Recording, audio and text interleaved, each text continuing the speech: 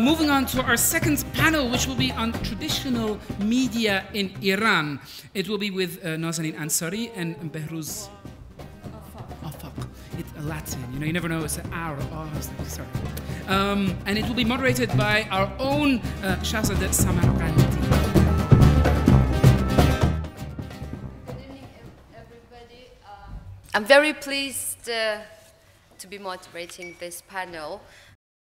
Behrouz Afagh, the director of the Asian and the Middle East at the BBC World Service, and Nazanin Ansari, the managing editor of the Kayhan London weekly newspaper. They're online also.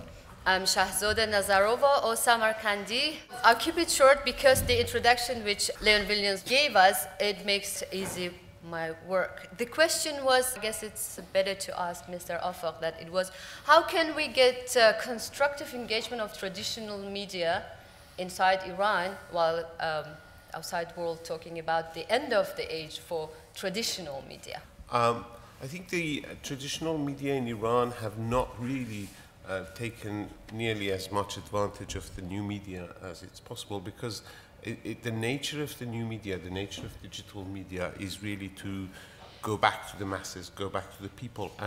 And the traditional media in Iran, by and large, electronic media is completely under government control, radio and television. And they follow a very particular vision, and they are really there to promote a very particular view of the society. And obviously, they do not want to hear alternatives. So they don't engage in social media as such. As far as the media, Persian media abroad are concerned, I think they essentially, apart from there are a very large number of bloggers and small media, and they are essentially new media, but the big media, it's essentially BBC, VOA, Deutsche Welle, are the larger medias, and they are in a very unnatural position because they are trying to do what national media ought to do. And in their case, I think the biggest thing that they have done in terms of using the new digital media is that out of necessity, new media, social networks have become one of their mainstay news gathering tools. If you look at some of the most important events of the last few years in Iran, essentially, for instance, the protests after the disputed elections, I think all media, abroad Persian media, as well as other international media, they relied heavily on user-generated material, and that became, and basically user-generated media came of age in Iran. It was probably the first story in which UGC was used on such a scale, and it was experimented. And I would say a lot of the worries of the big traditional media were allayed because we were always, and it does happen, that wrong information comes or is used, but by and large, the number of errors that have occurred are far too few, and UGC has proved itself to be a very, very effective tool, as we've seen in the case of the uprising in the Arab world. It is really one of the main sources of news gathering in Syria, for instance, and it has been in Iran. And also something else which happened a few months back, the earthquake in Azerbaijan. For the first few days, UGC was the only source, or information from a citizen journalist was the only source of information from Iran. So it has come of age. In terms of engaging the Iranian traditional media inside Iran, I think that's a big political question. It's not so much a media question, it's a question of politics. So, keeping in mind what Mr. Afagh said, that the small media or citizen journalists are helping to get the news which the mainstream media has not access to some part of the Iran, as Mr. Razouqi mentioned, that 45% of the Iran itself is still using traditional media. It must have been very challenging and difficult time for traditional media. Our story is very different because we were set up in 1941 in Iran, and with the revolution, they expropriated the assets and the publisher came outside. and set up a private company. And it is owned by private shareholders. They're Iranian. And so for us, it was always to get access. And indeed, the advent of new media gave us a new life in the sense that whereas we needed access, they needed outlets. And because we have been in publication since 1984, in London every week, week by week, we have covered stories that usually went unnoticed by other traditional media and news agencies. For example, we covered stories about the coups from the beginning against the Islamic Republic, like the Noje, or the killings of the 1980s. We have documented these events. So in a way, we provided an information basis that at that time, for many other media, were not easily accessible to do. Now, as far as at that time, we started distributing in 34 countries around the world. It is still by distribution, postal. How did we get access to Iran? We faxed papers to Iran, they faxed it, and then they photocopied it and they distributed it. In a way, we have been trying all means of traditional, whether it wasn't tradition at that time. Like when we became the printing press at one point was a new media, whereas before it was morning sessions in Iran or the rosé sessions or that kept on giving out the news. And even today in Iran, most of the news goes from mouth to mouth. And that is one source of news that is still very prevalent. Traditional media nowadays has lots of challenges because of the new media, social medias.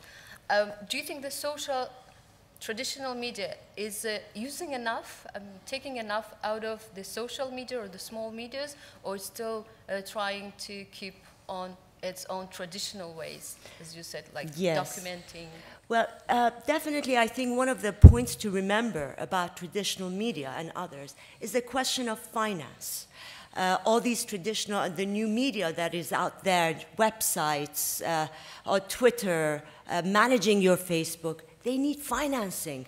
And obviously, institutions, organizations, such as those that have been supported by international governments, by international institutions, have more opportunity to do that. For us, one of the decisions that the Board of Trustees made about it, that no, we want to stay private, and we want to stay only in Iranian hands. I think that was one way that we undermined the opportunities that were available to us. Now, the question is, how is it today when we are faced with a financial situation that others are not facing? Where do we go from here? And that is, I think, the test case that is facing us today as a traditional media, as an Iranian media, as a private company. Mr. Afagh, what is your suggestion for traditional media in order to survive, not only to survive, but thrive, while talking about the halal internet, if it launches inside Iran and the free internet gets blocked, that it will be a good time for traditional media to show itself again. What is your suggestions? What could traditional do better than it's doing now? Mm-hmm. I think modern media has to become much more of a listening media. It's got to really understand what the audiences are about, what the audiences want, and actually reflect those audiences in its media. One of the most probably successful programs that BBC has introduced in the last few years is a program which is called Nobat Shoma, It's Your Turn. And it's a program which is essentially airs views of ordinary people about a whole host of subjects, ranging from, arranged marriages to politics.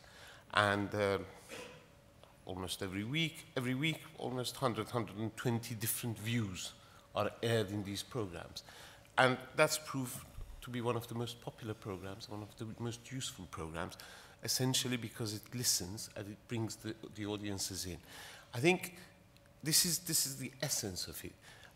In other, if you like, media environments, traditional media are under tremendous pressure because of the economics of the new media, because certainly advertising, they are drawing away advertising revenue from it. Expensive international news gathering has become unaffordable for them. So, you know, big institutions, private commercial institutions ranging from New York Times to CNN are facing big difficulties. In the case of Iran, because of its peculiar situation, I think that the domestic media are immune from this. And as far as the international Persian media abroad are concerned, I think it's very difficult to imagine if they can survive purely on commercial income. And it is all institutional public money. So in that respect, they are immune from that economy. But it is about keeping modern and keeping pace with the audiences. And I think the time of what you may call fortress journalism is past. The idea that one institution has got all the news gathering, has got all the information, and it broadcasts to the audiences is gone, and it's got to be a much more listening. It's got to be much more inclusive affair, journalism. Now, some of the mainstream traditional media as Persian are moving ahead with it, but not nearly enough. And certainly, I don't think we have used the power of the new media enough to really reach out beyond the urban opinion maker elite and try and reach out to the more traditional segments of the Iranian society, to have a dialogue with them, to understand what they are about, what they want, and trying to reach out to them. But certainly, I think the question between new media and traditional media is not either or. I think it's this and the other. I think it's a symbiotic relationship, and I think one of the things that certainly international organizations, well, international media can do is to share resources. There is this example of Telesur of Venezuela and Al Jazeera, who are sharing resources as far as training is concerned, as far as news gathering, and because any organization, news organization, has certain jobs that can be shared. And I think in that sense, we can help each other as much as possible. But at the end of the day, it's a symbiotic relationship. I agree. As a journalist working abroad, how was it for you to reach your audience inside Iran? As being a representative of a traditional media and print yes. journalist? Well, when I first started in 1984, it was pretty difficult. I was there when the first fax machine arrived and when the first computer arrived. So news gathering at that time was much different. It was much easier as well, because all you had to do is read the statements of the leaders, the public statements they were making, and they were not spinning at all. And as years passed, they became master spinners. So you needed to have that knack of being able to read between the lines. But at the same time, thanks to new technology, thanks to globalization, it has given us an access that before we did not have. And as far as what the purpose of journalism is, and that is, at the end of the day, media is about journalism. And new media is not killing journalism. Let's be sure about that. And it's that the purpose of journalism is to provide people with that information that they need to be self-governing. And I think one of the things that for us at Kayhan we have been always striving to do is that, yes, you have the power to bring about change, that yes, there are other ideas that you should not just give in and accept, that if there is the Islamic Republic and if there is a theocracy there, then secularism does not have a voice and secularism does not have a place. So this is what we have been going in, continuing to do, and hopefully we'll just continue. I saw one on Twitter saying that if media are not financially sustainable anymore, will journalism become a tool and not a profession? Okay, I think two things. Journalism is no longer probably the right word for what we do. Journalism now is media, and journalism is about what we call journalism. It's about search engines, it's about design, it's about activism, it's about technology, it's about Wikipedia. All of this is journalism. And yes, of course, the need for accurate, verifiable, balanced expression of views and information is always there, but it's not something which, you know, can't be acquired. And I think what new media is doing is adding to it rather than making it more difficult. So you don't see any problem with activism, the social activism being engaged or mixed with the professional I think they've got to be kept separate. I'm not saying that it's the same thing at all. In fact, it is more important to keep impartial professional journalism distinct from social activism. But what I'm saying is that now social activists and what people do on the internet, social activists, is part and parcel of the sources of information which is coming the journalists' way. In other words, for instance, what's happening in Syria today, the stuff which is put up is not by journalists coming the UGCs, it's by fighters sometimes. But that's part and parcel of, you know, the sourcing of journalists, and that there's nothing new in that. Journalists had always wanted to reach to people and get the information. Now they can get it without asking them.